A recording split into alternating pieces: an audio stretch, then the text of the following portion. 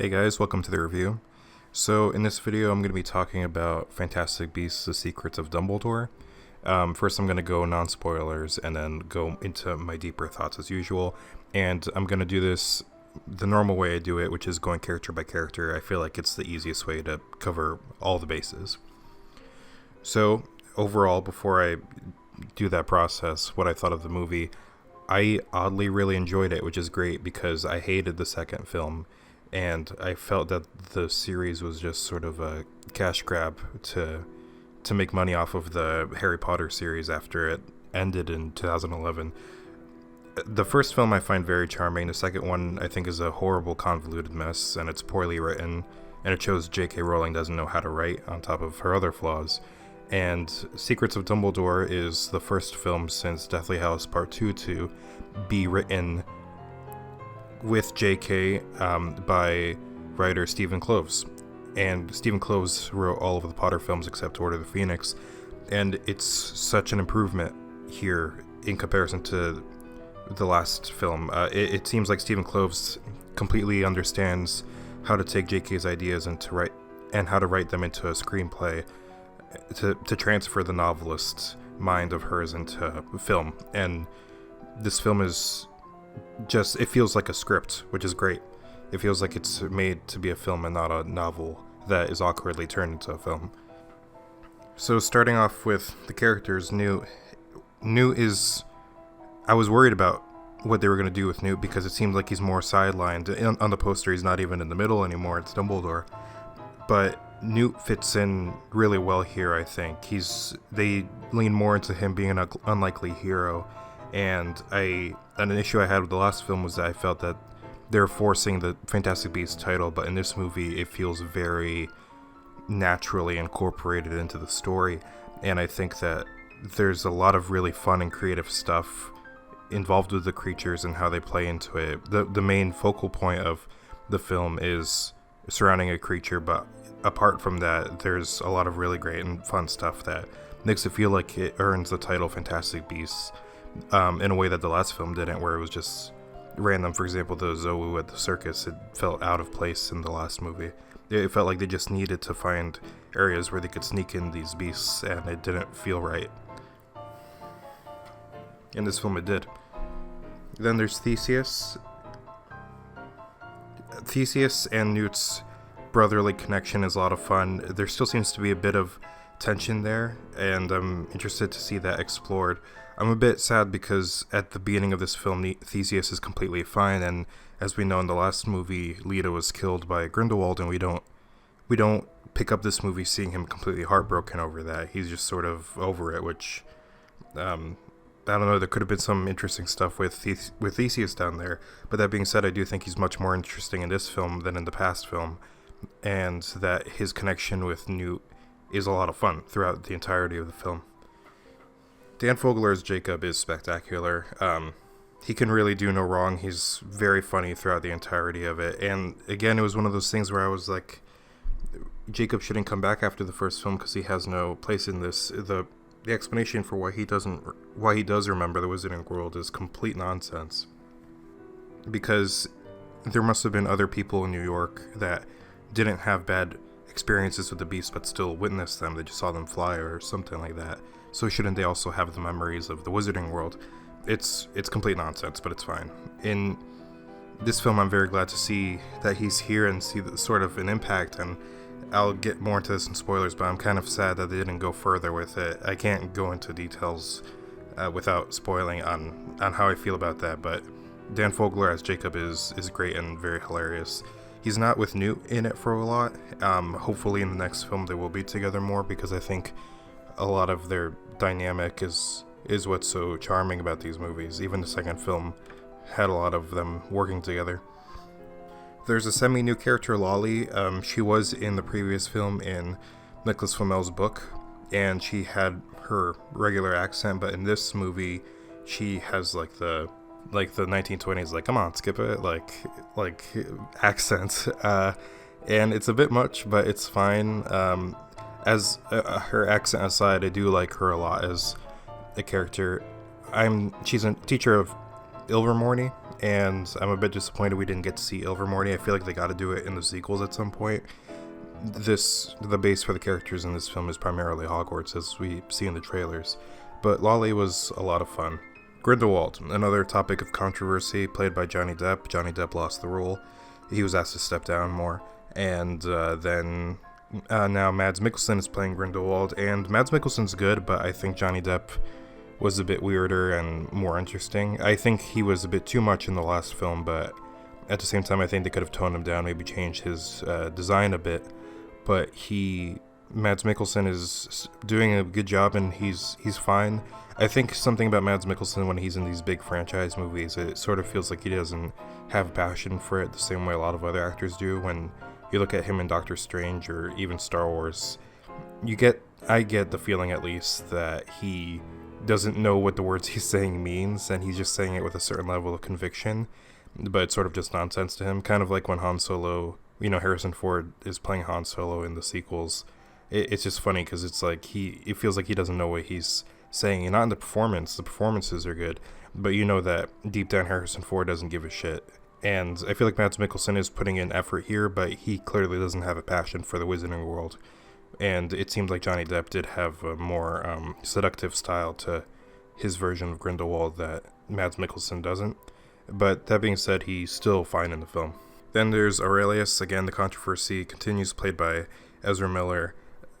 And the performance is fine. There's not too much to do for Aurelius we've seen throughout the films. And I think the character was treated in an interesting way.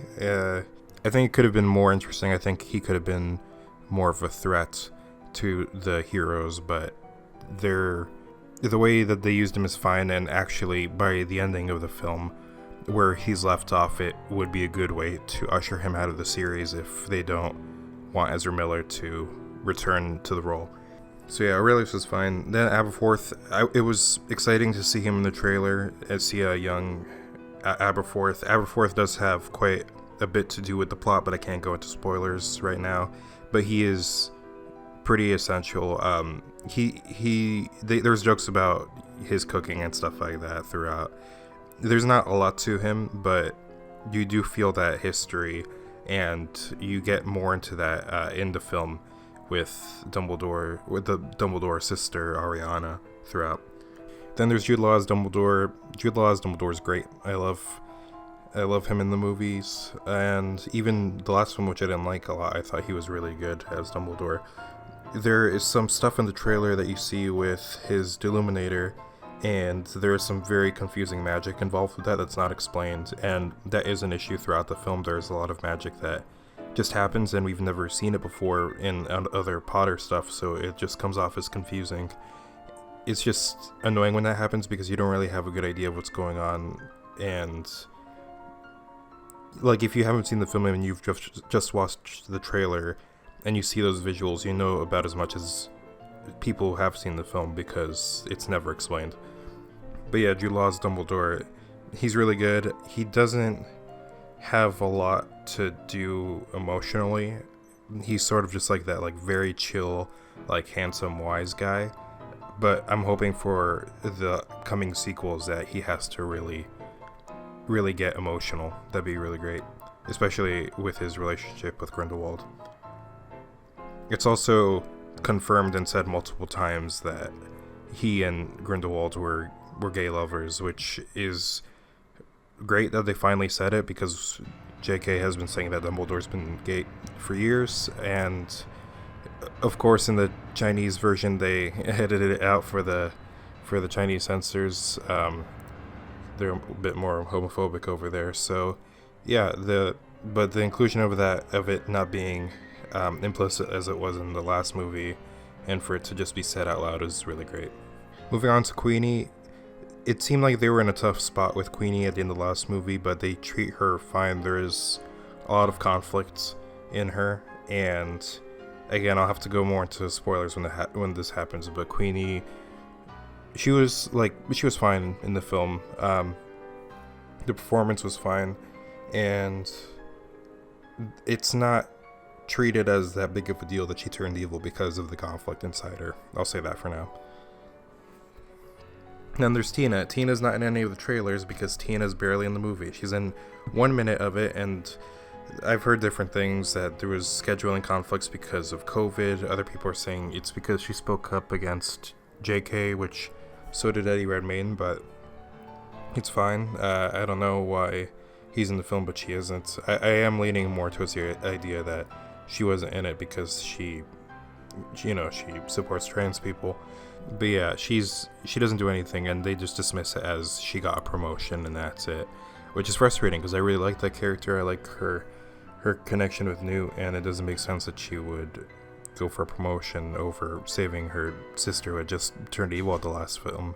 And then there are Bunty and Kama, which, whatever. They don't really do anything to the story. It feels like Bunty was incorporated because Tina wasn't. I feel like we could have never seen her again, and it wouldn't have mattered. Kama, same thing. He doesn't have a lot of impact to the film. He's only in like 3 scenes. And there's some stuff I don't really understand when it comes to some magic. Again, I'll get into that.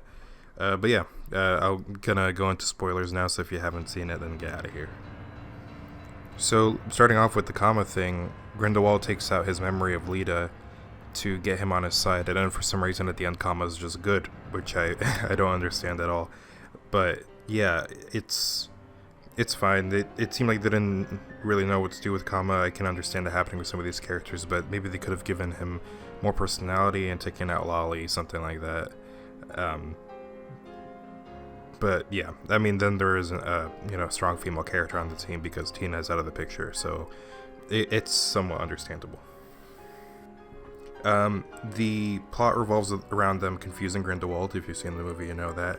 And it was a lot of fun. It was interesting because the first 40 or like 30 minutes happen, and then they go back to Dumbledore, and then I'm thinking to myself, so that didn't really solve anything, did it? And then Theseus says, like, we're basically right back where we started.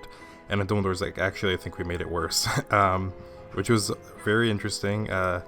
It's subversive, I'd say. And oddly didn't feel like a waste of time. It felt like we were dealing with the characters still. I wasn't angry about it or anything. So then that also relates to Jacob's wand. In the trailer we see Jacob gets a wand, and I was really annoyed. I was like, that's stupid, that shouldn't happen.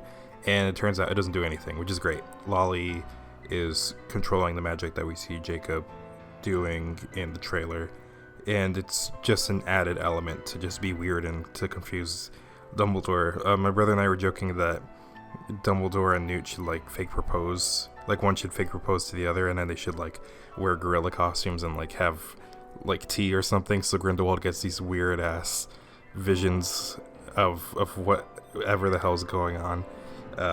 But yeah, and that sort of power reminded me a bit of just the Force vision stuff in Empire from Star Wars.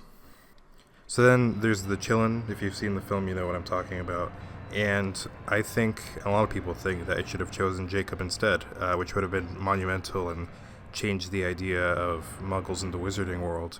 Also, it doesn't make any sense that it bowed down to Dumbledore because he wanted to become Master of Death and all this stuff. People say he used to be a Nazi, essentially. So that the Chillin' bowing to Dumbledore really doesn't work for me. If it just wanted to bow to one of the other 2 candidates, then that would have been fine, but yeah. So then Aberforth is also revealed to be Credence's father, and which works because now everyone won't be mad that, like, it doesn't make sense for another Dumbledore brother to exist. He's a Dumbledore child. So that completely works now, apparently. But McGonagall being in the movie doesn't make any sense, so it's alright. I don't particularly care. It's also confirmed that Ariana was an Obscurial, which a lot of people were speculating about for a long time, so it's very cool that is now confirmed. And I like that story of the 3-way duel was told in the film, and it's not just left for the people that read the books, because it isn't explained in the Potter films. It also seems that the film has sort of returned to the status quo, which is really interesting. Jacob and Queenie get together, Tina meets up with Newt, and then Dumbledore walks off into the night, and it's sort of just back to the way it was before. they could have made Queenie evil until the very last movie if they wanted to, but they just turn her good again, and it's sort of funny. It's just like, hey, remember when you were evil?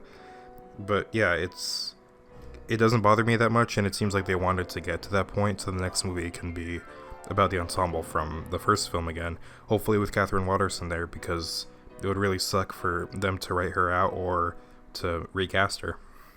There's also the Blood Pact. The way it was destroyed was weird. They gave like a sort of half-ass explanation, and then Dumbledore is like, call it fate, and then we're just supposed to accept that. It didn't make any sense to me. It seems like they didn't really have an explanation for it. I'm sure on Pottermore they're going to have a whole article on why and how that happened, but you really need to have that sort of stuff in the movie to not confuse people. But yeah, overall, those would be my thoughts on Fantastic Beasts: The Secrets of Dumbledore, and I really enjoyed it. If you have any thoughts, leave them in the comments. I always forget to say that, but I invite comments. Thank you so much for listening, and have a good one.